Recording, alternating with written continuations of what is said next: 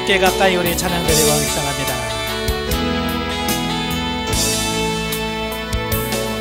주께 가까이 날 이끄소서. 간절히 주님만을 원합니다. 채워주소서. 주의 사랑을 진정한 찬양 드릴 수 있도록 주께 가까이 날 이끄소서. 간절히 주님만을 원합니다. 채워주소서. 주의 사랑을 진정한 찬양 드릴 수 있도록 목마른 나의 영혼 주를 부르니 나의 맘 만져 주소서. 주님만을 원합니다. 더 원합니다. 나의 맘 만져주소서.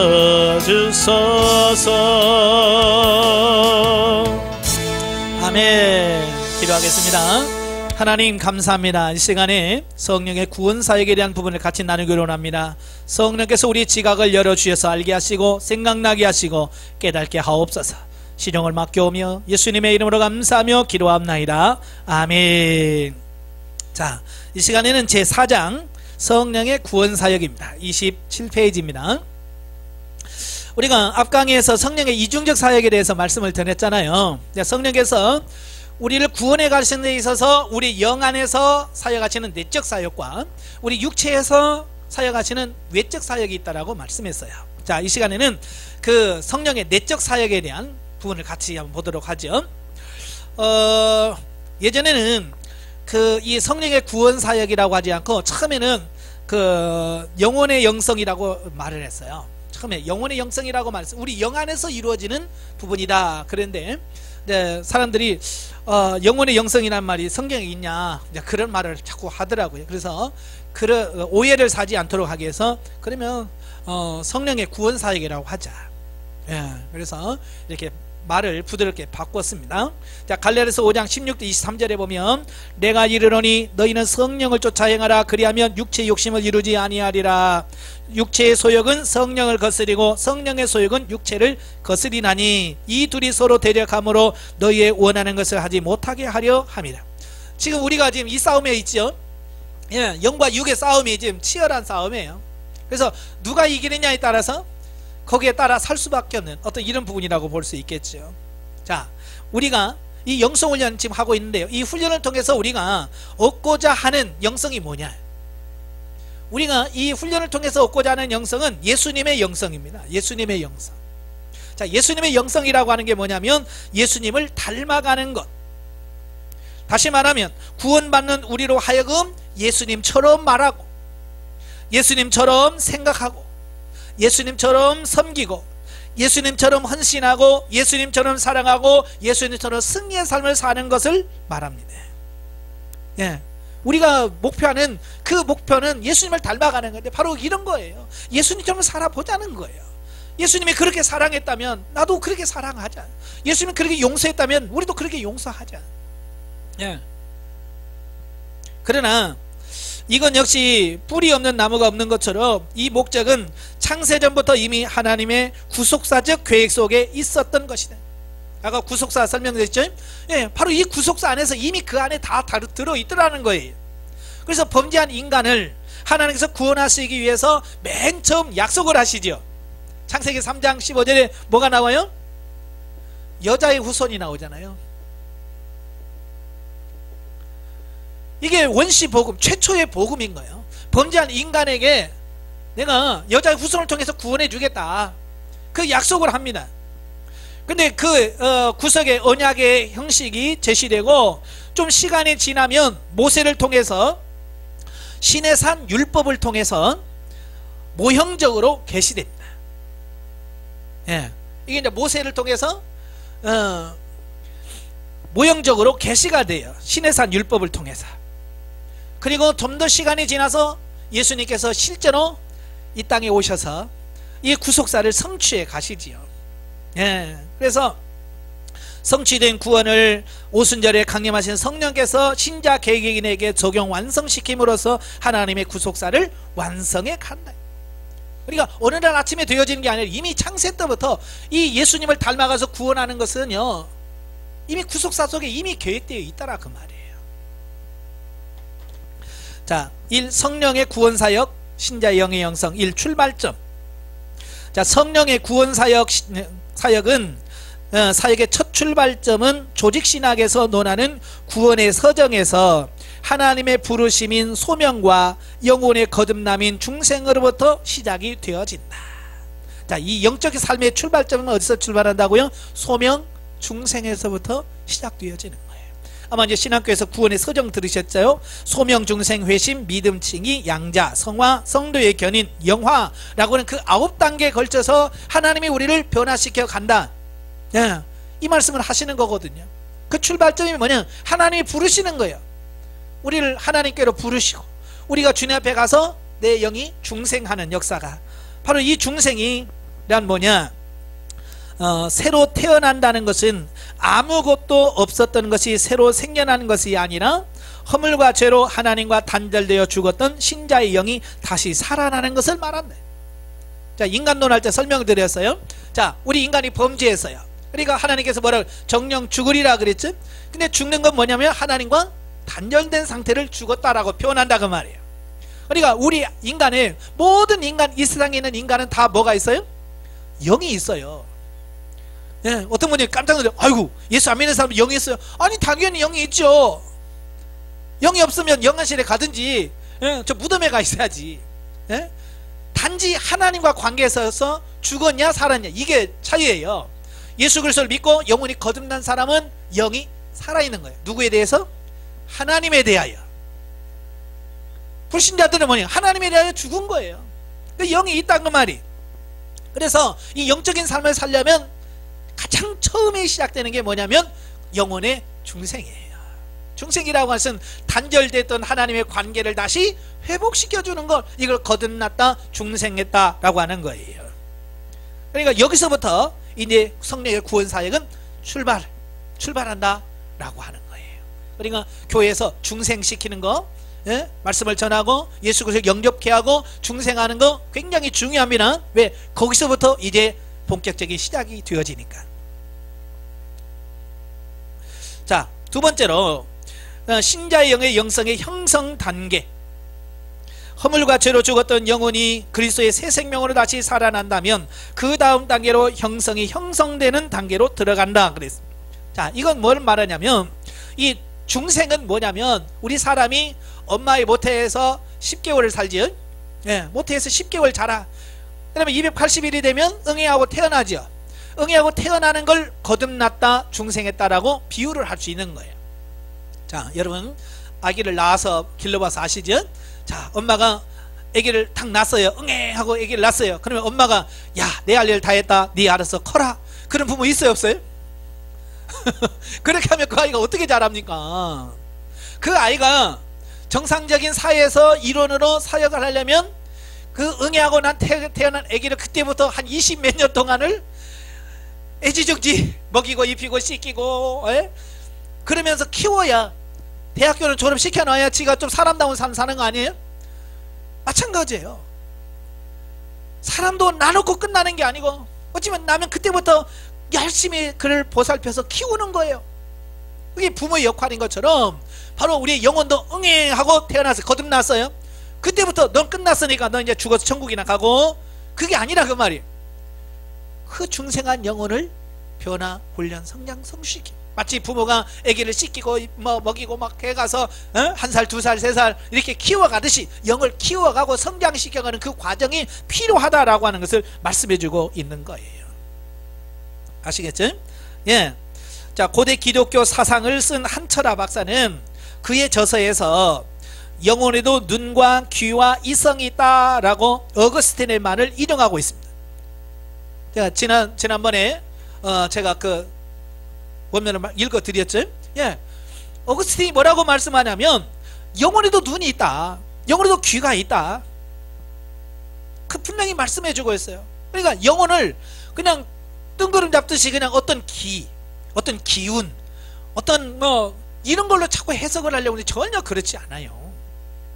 나중에 시간이 지나면 인간의 세 가지 본성이라는 책을 같이 볼 텐데요, 거기서 보면 영은 우리 육체와 똑같은 몸을 가지고 있다라는 거예요.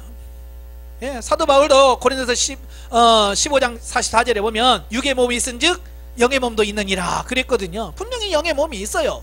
이 사도 바울이 14년 전에 내가 셋째 하늘에 올라갔었는데 내가 몸 안에 있었는지 몸 밖에 있었는지 나는 모르거니와 그러잖아요. 왜 몰라요? 자기가 갔는데. 왜? 그 분리된 영이 육체와 똑같기 때문에 내가 몸 안에 있는지 몸 밖에 있는지 모를 정도로 똑같다 그 말이에요. 이거 우리가 인식을 하셔야 돼. 자, 그러므로 중생한 우리의 인간의 영은 하나님을 아는 지식으로 자라가야 한다라고 말하고 있습니다. 예. 그러니까 우리 육신은 음식을 먹음을 통해서 성장하지요. 그죠? 그래서 끼니 때마다 우리 밥 꼬박꼬박 드시잖아요. 왜? 그래야 육이 건강할 수 있는. 근데 우리 영도 마찬가지예요. 영은 뭘로 자라가느냐? 하나님을 아는 지식으로 자라간다. 예. 하나님을 아는 지식으로 자라가는 거예요. 타 종교나 철학에서 말하는 영성은 영혼의 존재에 대한 인식일 뿐이다. 그러나 기독교에서 말하는 영성은 그리스도 안에서 구속사적인 관점에서 우리 영혼의 존재 가치를 말하는 것이다. 하나님의 기쁘신 사정은 성령으로 더불어 거듭난 우리의 영이 성장할수록 더 자랄 수 있는 것이다. 그러니까 그 영에 대한 부분은 우리 기독교만 얘기하는 게 아니에요. 철학에서도 영을 얘기해요. 영혼을 얘기해요. 불교에서도 영을 얘기합니다. 예, 그래서 불교 용어는 진나, 거짓나. 불교에서는 두 가지로 말합니다. 눈에 보이는 이 육체를 거짓나라고 그래. 그리고 이 속에 있는 영을 진짜 자기라 그래. 진아라는 말을 씁니다. 예. 그리고 헬라 철학에서도 영혼에 대한 말씀을 하고 있거든요. 그런데 그 불교나 이런 철학에서는 그냥 영혼의 존재에 대한 인식만을 의미할 뿐이에요. 그러나 기독교는 뭐예요? 그 영혼을 인식할 뿐만 아니라 그 영혼이 자라가서 예수님의 성품을 덧입고 변화 올려 성장 성숙된다고 하는 거예요. 이건 기독교만이 가지고 있는 유일한 영적인 가르침이라고 말이에요. 예. 그래서 왜 하나님이 우리의 영을 성장시키길 원하시는가? 참, 여러분 자녀를 키워봐서 아시겠지만 자녀가 어리면 어릴수록 부모의 마음을 이해해요, 못해요? 못하거든요. 어리면 어릴수록 예, 부모의 사정을 모르는 거야. 그러니까 예전에 보면 그렇잖아요. 진짜 먹을 것이 없어. 먹을 것이 없어서 엄마는 지금 쫄딱 굶어. 근데 애들은 먹을 것 달라고, 심지어 엄마가 먹으려고 하는 것까지 뺏어 먹잖아요. 예전에 이런 간증을 하시더라고요. 너무 진짜 없어서 겨우 밥을 해가지고 식구들 밥을 주고 엄마는 이제 먹을 게 없는 거예요. 다 자식들 퍼주니까 먹을 게 없어요. 그러니까 이제 누룽지랑 긁어 먹으려고 이제 빡빡빡빡 사고 이제 가마솥 긁고 있는데 얼른 먹은 아들놈이 빈그릇 가서 그거 놔줘 그런다잖아. 엄마는 밥 퍼주고 이제 누룽지 조금 붙은 거 그거 먹으려고 하니까 그것마저 달라고 하니까 엄마가 왜요? 그러지 하면서 타해서 그걸 따라서 주고 자기는 그냥 맹물만 벌컥벌컥 그걸 마신다는 말이잖아요. 자식은 어리면 부모가 어떤지 몰라. 우리 영도 마찬가지예요. 우리 영이 어리면 하나님의 마음이 어떤지 이해가 안 되는 거예요. 하나님이 왜 성장시키려고 하냐면 바로 그런 거예요. 우리의 영혼이 어린 상태면 하나님의 마음을 이해할 수가 없는 거예요. 저도 어렸을 때 저희 어머니한테 가끔 들었던 얘기가 그거예요. 너도 장가가서 너 같은 놈 낳아봐라. 그래야 내 마음 알지. 그런 말 여러분 들어보신 적 있으세요? 애일 때 뭘 압니까? 그러니까 하다 안 되니까 너도 이만 나중에 너 같은 놈 나와. 그래야 내 마음 알지. 근데 정말 결혼해서 자식을 낳아보니까 그때 우리 어머니의 마음이 이랬었겠구나. 그때가 이해가 되는 거예요. 그러니까 그 어렸을 때는 그게 무슨 말인지 이해가 안 되는 거예요, 도대체가. 근데 실제로 자식을 낳아서 속세계는 자식을 보면 아이고, 그때 어머니의 마음이 정말 힘들었었겠구나. 그때서야 이해가 되는 거예요. 바로 영도 마찬가지예요. 우리가 영이 어리면 하나님께 그저 달라고만 해요. 예. 하나님의 마음이 어떤지, 하나님의 어떤 계획을 갖고 사실은 이런 거 관계 없어요. 관심 없어요. 오직 나에게 관심해서 빨리 달라고, 예? 돈 달라고, 예? 뭐 달라고. 그냥 조금 성장해 가면 자녀가 부모의 마음을 이해하는 거예요. 그래서 부모에게 효도하게 돼 있어요. 예, 부모의 마음을 이해하니까. 사람도 성장하면서 철이 들듯이 우리 영혼도 성장하면서 철이 들어가요. 그래서 하나님이 우리 영을 성장시키길 원하신다, 그 말이에요. 자, 세 번째, 신자의 영혼의 자기 발견. 자, 거듭난 성도는 속사람, 영 혹은 영혼이라고 말하는데요. 자, 이 속사람이 어떤 존재이며 자기 육체와는 어떤 관계에 있는지를 성령의 도우심으로 알게 된다. 우리 속에 있는 영 혹은 영혼에 대한 인식이 잘 되어 있지 않으면 하나님의 신령한 진리를 이해할 수가 없다라는 거예요. 예, 그러니까 영에 대한 인식이 제대로 되어 있으면 하나님에 대한 인식을 잘 못해요.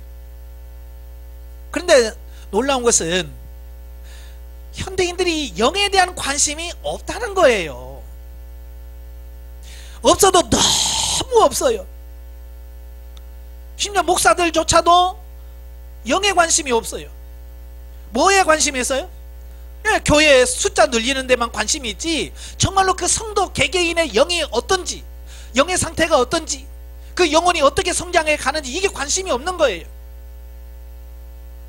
그러니까 맨날 머리 쏟아지면서 아이고 지난주보다 몇 명이 없네, 몇 명이 줄었네, 늘었네, 이거 가지고 좋아하고 슬퍼 이러고 있다가 말이에요. 그 영적인 상태가 어떠냐, 영혼의 자라가 있으면 숫자에 관계없이 감사하고 기뻐할 수 있는 이런 부분이 돼야 되는데 영혼에 관심이 없더라는 거예요. 저도 그랬으니까요. 저도 처음에 목회를 하면서 영혼에 관심이 없었어요. 처음에 제가 96년도에 1월 달에 개척을 하면서 목표가 뭐예요? 집주인이, 건물주인이 계약을 하잖아요. 계약을 하면서 2년 계약을 하지. 이 기본이래, 2년 계약이. 그래서 제가 뭐라고 한 줄 아세요? 1년만 합시다. 1년만 합시다. 왜? 나 1년만 여기서 하고 부흥돼서 나갈 거니까, 에? 1년만 계약합시다. 그래서 1년 계약을 했어요. 됐을까요? 그래서 뭐 이제 1년 빨리 나가야 되니까 뭐 전도하고 뭐 하고 열심히 했어요. 그래 1년 하니까 애들, 주일학교 애들 한 20명 되고 어른들이 한 10명 돼서 뭐 저 해서 한 30 몇 명 되고 하니까 그 크리스마스 행사 때 뭐 연극도 하고 아주 재미있더라고요.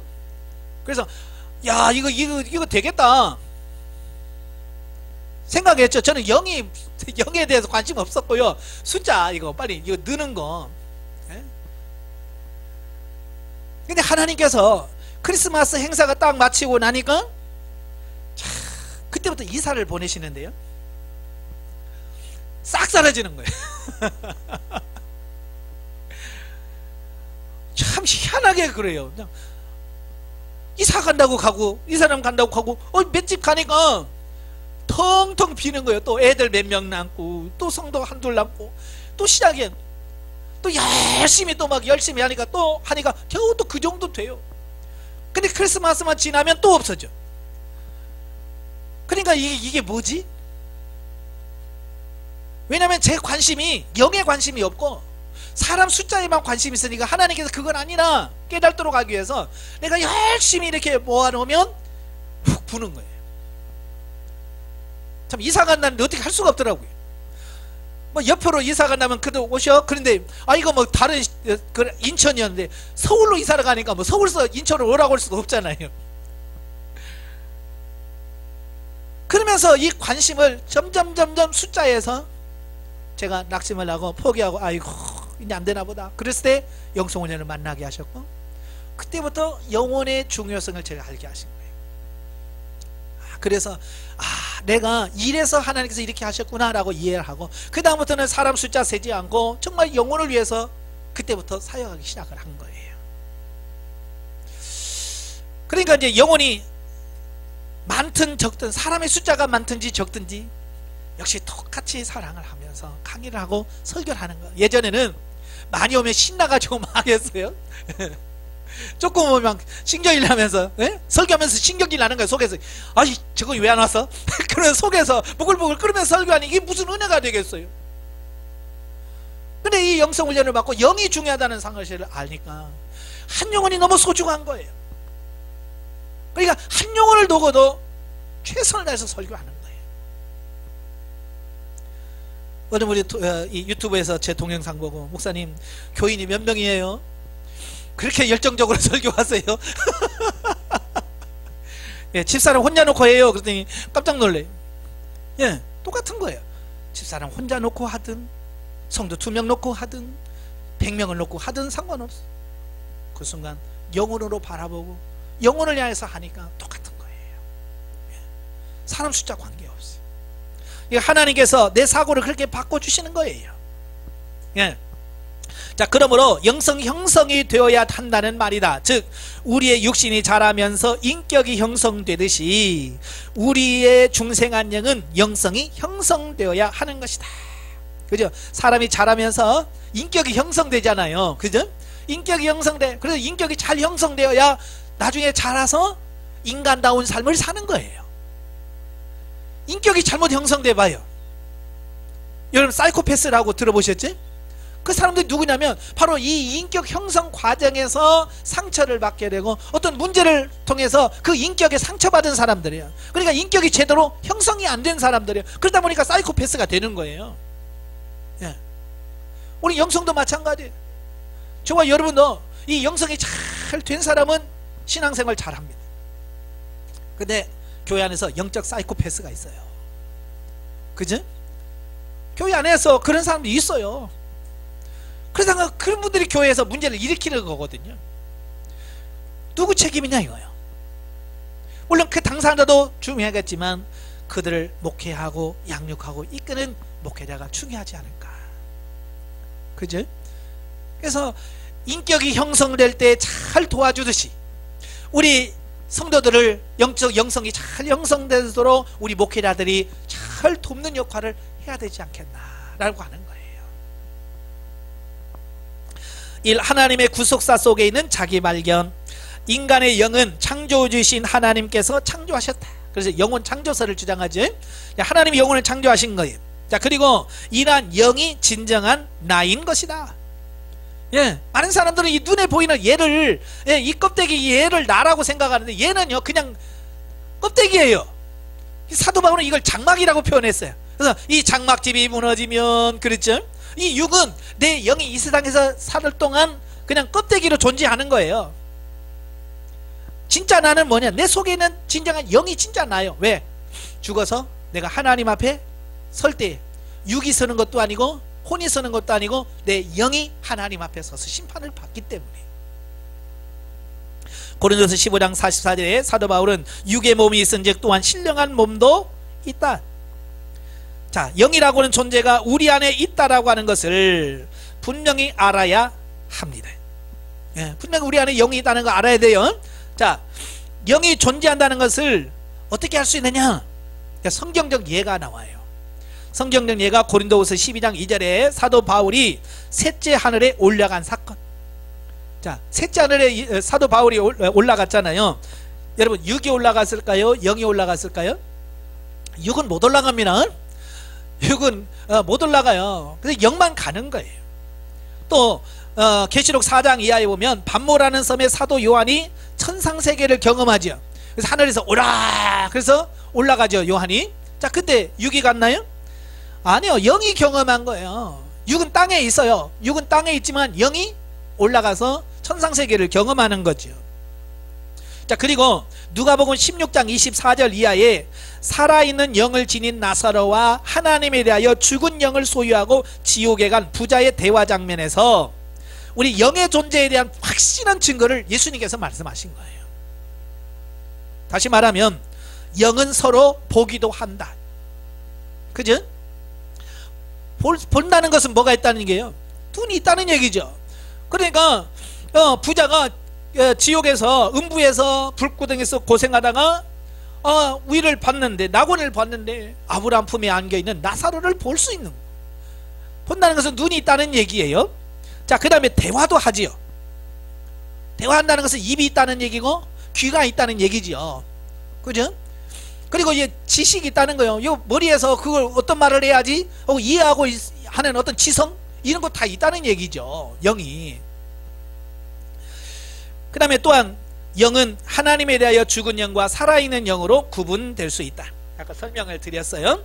예, 저는 누가복음 그 16장이 그 영에 대한 부분에 대해서 굉장히 많은 것들을 우리에게 제시해 준다라고 봐요. 예, 누가 한 말이에요? 예수님이 하신 말씀이에요. 예수님이 거짓말 하셨을까요? 아니요, 예수님은 진실을 말했을 거예요. 그러니까 예수님 말한 건 참이에요. 그러니까 진짜 실제로 영의 상태가 그와 같다, 그 말입니다.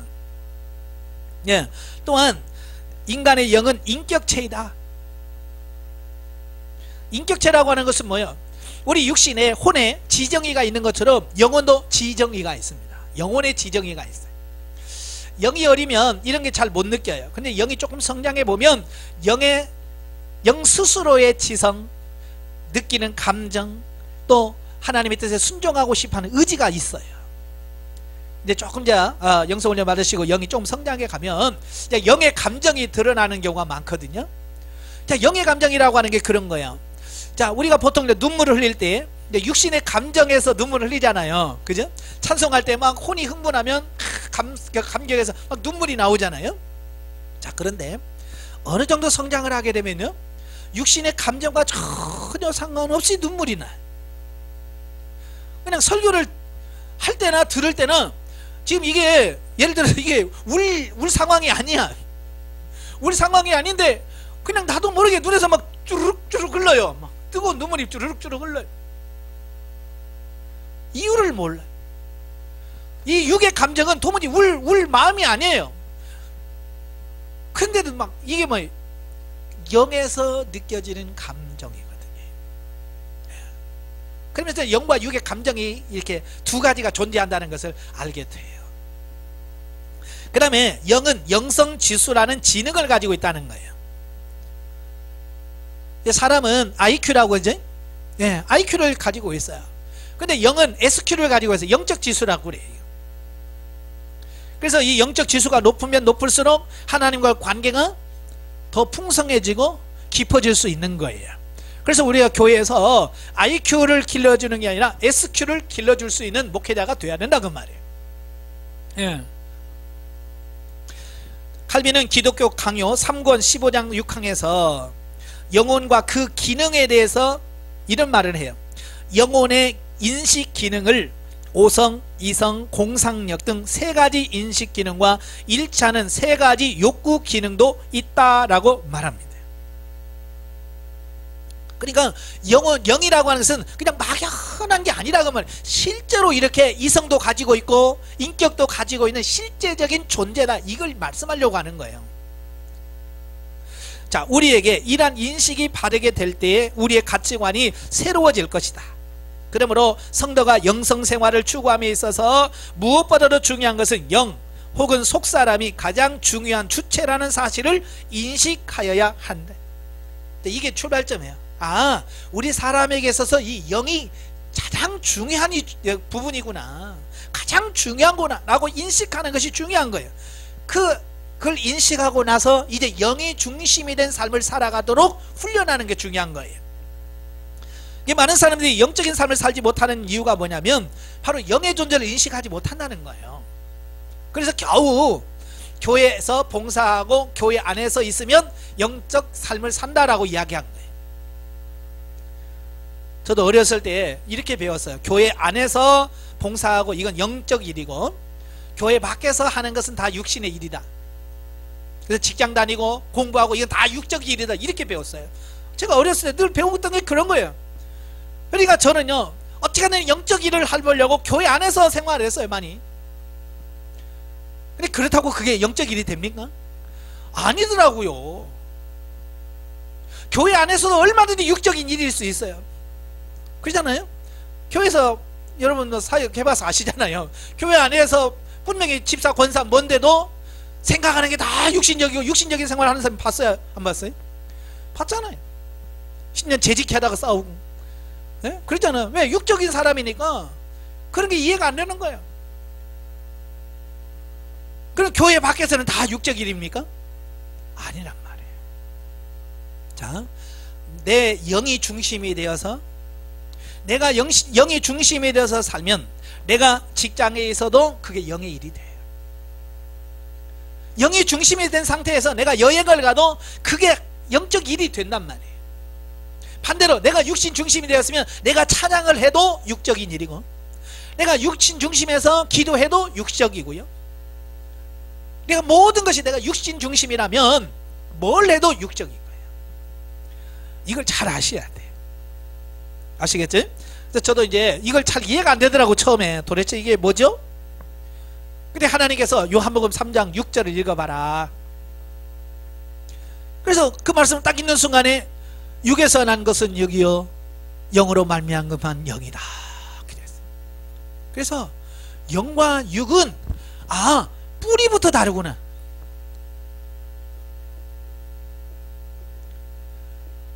뿌리부터 다른 거예요. 시작부터 다른 거예요. 그래서 육에서 출발한 것은요, 아무리 뭘 해도 육이에요. 영으로 출발한 건 영이에요.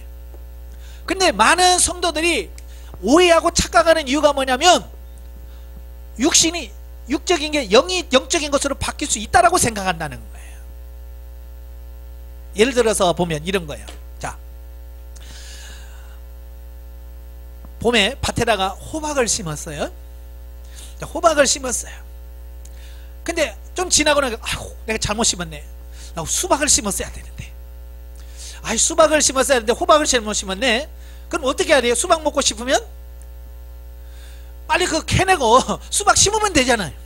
그죠? 씨를 바꿔야 돼. 씨를 바꿔야 돼. 근데 사람들이 뭐라고 해? 이거 뭐 기도하면 되지 뭐. 자, 그런 거예요. 호박 심어놓고 기도하면 되지 뭐. 기도하면 호박이 수박으로 바뀔 줄로 나는 믿습니다. 그리고 가서 매일 기도하는 거예요. 주님, 호박이 변하여 수박이 될 줄로 믿습니다. 시간이 가는데 바뀌어요, 안 바뀌어요? 안 바뀌는 거예요. 이놈이 자꾸 수박이 바뀌어야 되는데 계속 호박이 자라가는 거예요. 그러니까 안 되겠다, 오늘부터 금식해야지. 그래서 금식을 합니다. 금식을 하는데 얘가 또 여전히 호박이야.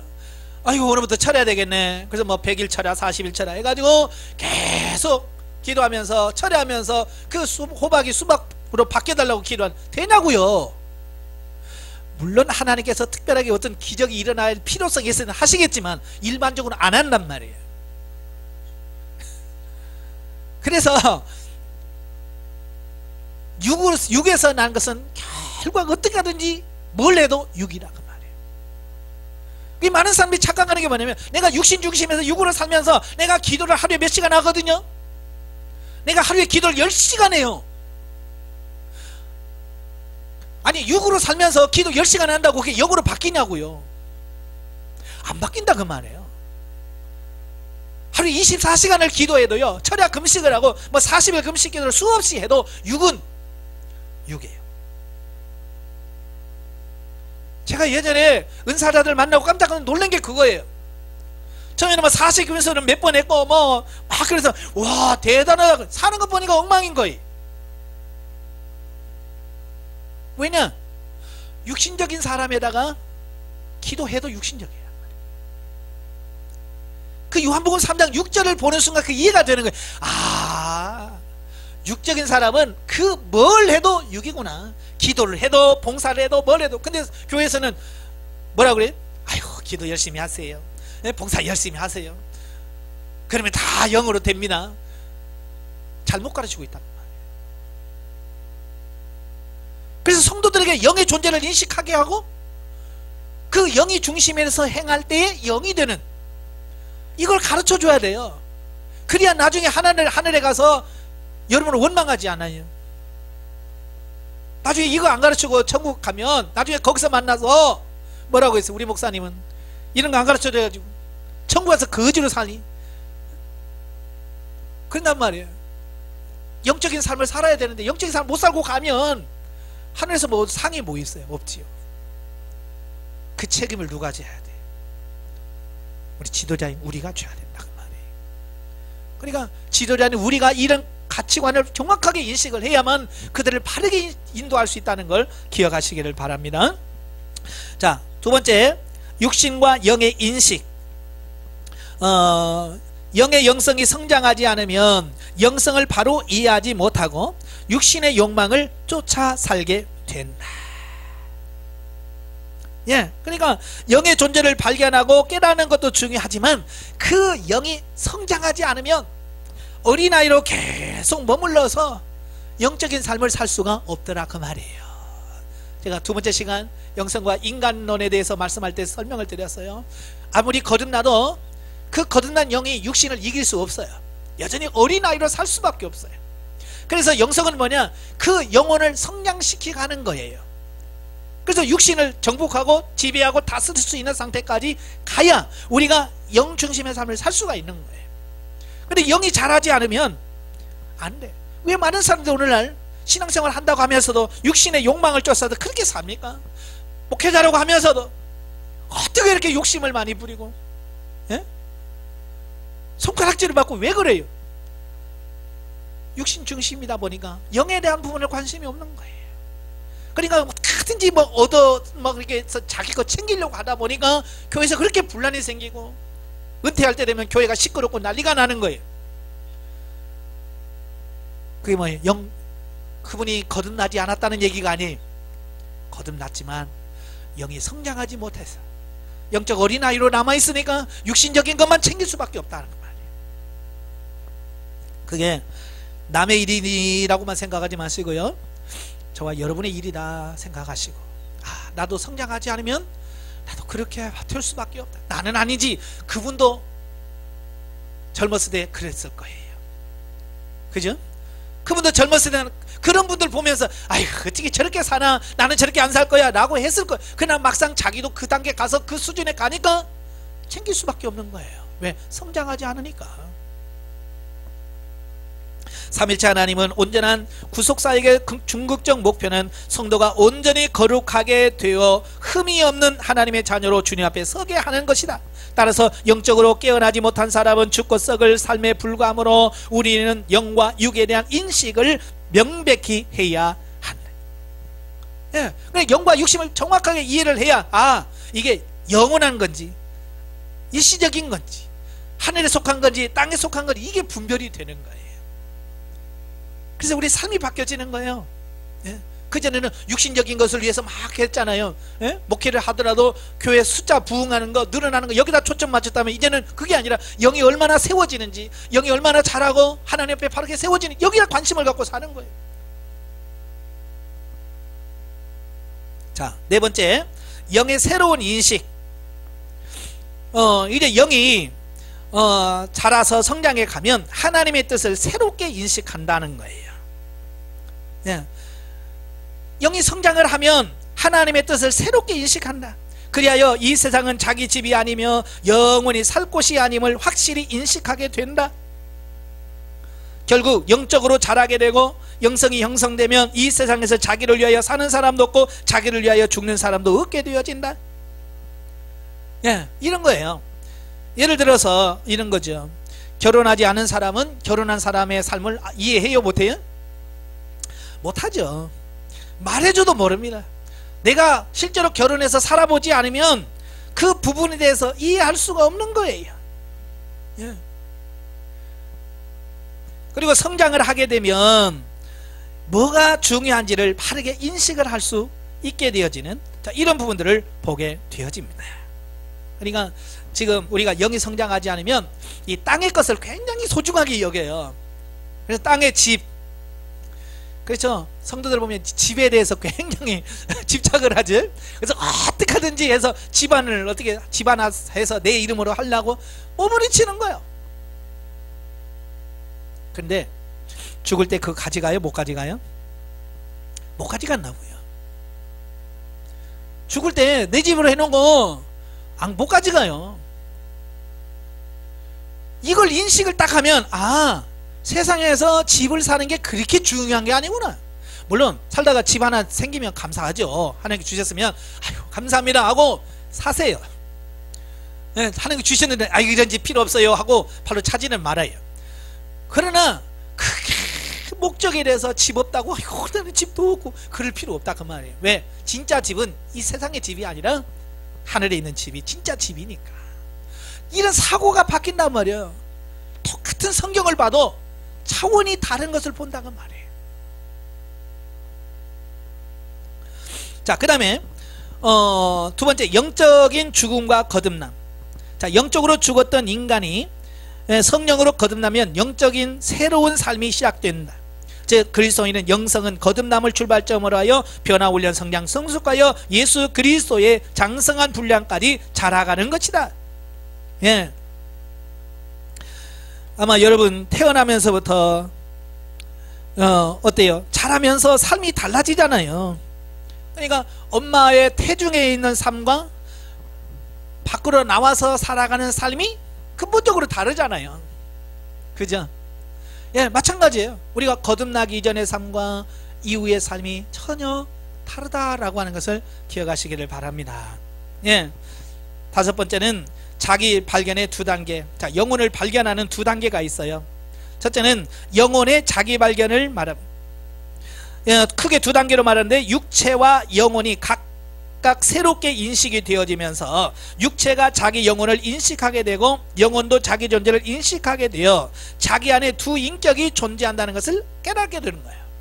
그러니까 영혼의 자기 발견 단계, 이건 뭐냐? 신자가 거듭난 이후에 아, 내 안에 영혼이 있구나 라고 자기 영혼을 발견하게 되는 단계를 말합니다. 이 단계는 육신이 영혼을 발견하게 되는 단계다. 예. 뭐 본치적 분리를 경험하든 유체이탈이라고 그러죠. 영과 육이 분리가 돼서 서로의 존재를 인식한다든지. 이제 여러분이 조금만 지나면요, 여러분이 느낍니다. 뭘 느끼냐면 내 안에 누군가가 있다. 나 말고, 그러니까 나는 뭐예요? 육체가 느껴지는 나. 지금까지 나라고 생각했던 그 나가 뭘 느끼냐면 나 말고 또 다른 내가 있네. 이걸 발견하게 됩니다. 영이 성장을 하면서 그 영혼에 대한 인식을 하게 돼 있어요. 저도 이제 영성훈련 받은 지 한 5개월 됐을 거예요. 5개월 되었을 때에 그 8시부터 밤 11시까지 기도한다고 그랬잖아요. 자, 11시까지 기도하고 이제 자려고 강대상에서 이불 펴고 이게 누워 있어요. 누워 있는데 내 안에서 찬양을 하는 거예요. 막 찬양을 하는 거예요. 그러니까 처음 경험해 보니까 저도 이게 이해가 안 되는 거죠. 그래서 이렇게 교회 둘러봐도 나 혼자밖에 없지, 아무도 없어요. 그래서 바로 뒤에가 사택이었거든요. 저 사람이 카세트 틀어놨나? 그래서 그 방에 들어가보니까 다 자. 그런데도 계속 찬양이, 내 안에서 계속 찬양이 들리는 거예요. 나는 환청인 줄 알았어요. 내 안에서 계속 찬양 소리가 들리는 거예요. 아휴, 이게 뭘까? 그러다가 그래 잤어요. 빨리 자야 되는데 그래야 내가 자고 새벽 예배하고 또 기도하지. 자자. 그러고 잤어요. 그 다음날도 했는데 그 다음날은 기도를 하는 거예요. 내 안에서 막 기도 소리가 들리는데요, 이건 소리도 아니고 뭐도 아닌데 기도를 하는 거예요. 너무 고민스러운 거예요. 내가 이러다가 지금 정신 쇠약증에 걸리겠다. 그래서 훈련에 가서 상담을 했어요. 내가 지금 열었습니다. 그러니까 그분이 하는 말이 축하합니다. 영이, 내 안에 있는 영이 스스로 조금 성장을 하니까 그 영이 스스로 하나님을 찬양하고 영 스스로 하나님께 기도하는 단계까지 갔습니다. 그 말씀을 하시더라고요. 그러니까 영이 전혀 어렸을 때는 영이 자기 소리를 못 내요. 근데 영이 좀 성장하니까 그 영 스스로가 하나님을 찬양하고 하나님께 기도하더라고 말이에요. 그 뒤로는 그게 계속 더 분명하게 나타나는 거예요. 그러면서 로마서 8장에 육신의 생각과 영의 생각이 뭔지 그 과정을 통해서 육신의 생각과 영의 생각이 구별이 되어지더라고요. 그게 되어지면서 그 뒤로도요, 제가요 찬양을 하잖아요.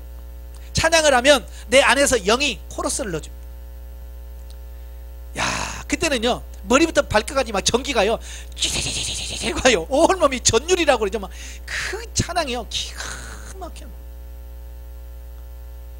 앉아서 기도를 하면, 내가 막 기도를 하면 내 영이 또 같이 기도를 막 해줘요. 같이. 그러니까 이거 뭐 이 찬양이 영적인 영의 찬양이 되고 기도가 영의 기도가 되는 거예요. 얼마나 기쁜지.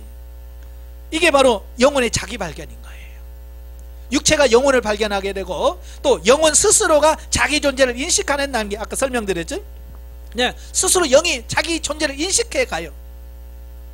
사도 바울도 로마서 7장에 보면 그가 그런 고백을 해요. 내가 원하는 바 선은 행치 아니하고 원치 않은 바 악은 행하는도다. 아, 내 속에 또 다른 내가 있구나. 갈등을 해요. 그래서 겉사람은 세상의 법을 좋아하고 내 속사람은 하나님의 법을 즐거워하는도다. 오라, 나는 공고한 사람이다. 이 사망의 모습 누가 나를 건져내나 막 탄식하는 거예요. 이게 바울도 지금 이걸 경험하는 거예요. 또 다른 내가 내 안에서 있는데 이게 안 맞는 거예요. 영과 육의 이 갈등이 계속 되는 거예요. 그러면서 8장으로 넘어가면서 육신의 생각과 영의 생각에 대한 말씀을 합니다. 그래서 8장 12절 13절에 보면 육신에 져서 육신대로 삶을 반드시 죽으려니와 영으로서 몸의 행실을 죽이면 살리라. 그러니까 그런 갈등 속에서 경험하고 체험하다가 영의 생각은 이거구나, 육의 생각은 이거구나, 육신을 따라 살면 죽는구나, 영을 따라 살면 사는구나, 이걸 깨닫는 거예요. 그러니까 바울도 그냥 깨달은 게 아니라 수많은 갈등과 고민 속에서 이런 경험을 하면서 발견한다. 앞으로 여러분도 그럴 거예요. 이제 자라난 영이, 그런 영 스스로가 인식을 하게 되고, 사도 바울이 고민했던 그 고민, 내 안에서 두 마음이 막 싸우는 거예요. 육신의 법과 성령의 법이 막 싸우는 거예요. 그 갈등을 많이 겪으셔야 돼요. 그러면서 분명하게 육신의 생각과 영의 생각을 구분할 수 있어야 돼요. 그래야 로마서 8장으로 넘어가는 거예요. 로마서 7장을 경험을 못하면 8장이 없는 거예요. 많은 사람들이 8장을 읽으면서 도무지 이해가 잘 안 되잖아요. 도대체 이게 무슨 말인가. 7장의 경험이 되어야 8장이 이해가 되는 거예요. 이제 큰 두 번째, 성령의 구원 사역의 훈련.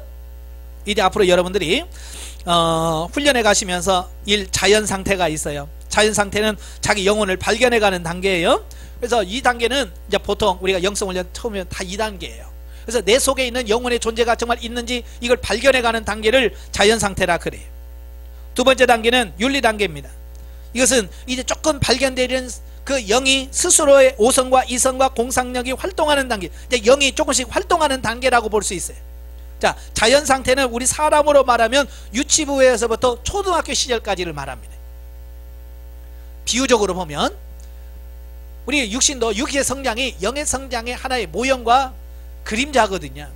그러니까 제가 가만히 보니까 영의 성장과 육신의 성장과 매우 유사해요. 물론 다른 건 많아요. 육신은 시간이라고 하는 것을 가지고 성장을 하지만, 물론 영도 시간이 필요합니다만은 육신이 필요한 것처럼 1년 한 살 먹으려면 365일 가는 거 아니에요. 영은요, 깨달으면 금방금방 팍팍팍팍 성장을 합니다. 이게 성장하는 게 달라요. 그 다음에 윤리 단계는 우리 사람으로 말하면 중고등학교 시절이라고 보면 돼요. 그 다음에 진리 단계는 대학 청년부 시기.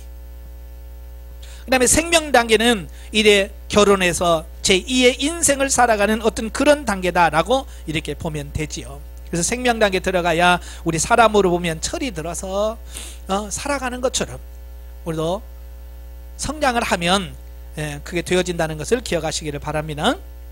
뭐 그 뒤에 영성 훈련의 목적, 또 영 중심의 삶이 되려면 이 부분은 집에 가서 한번 읽어보시면 되겠고요.